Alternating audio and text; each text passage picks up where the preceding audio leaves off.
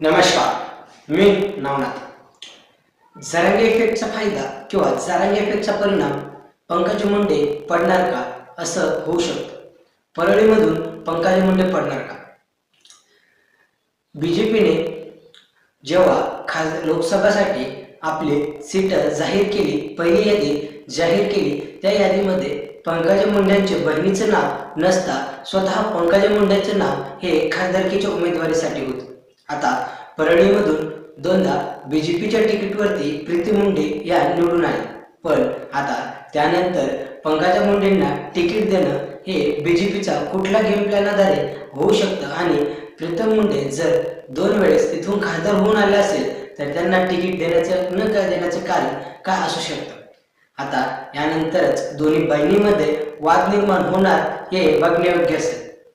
ते वाद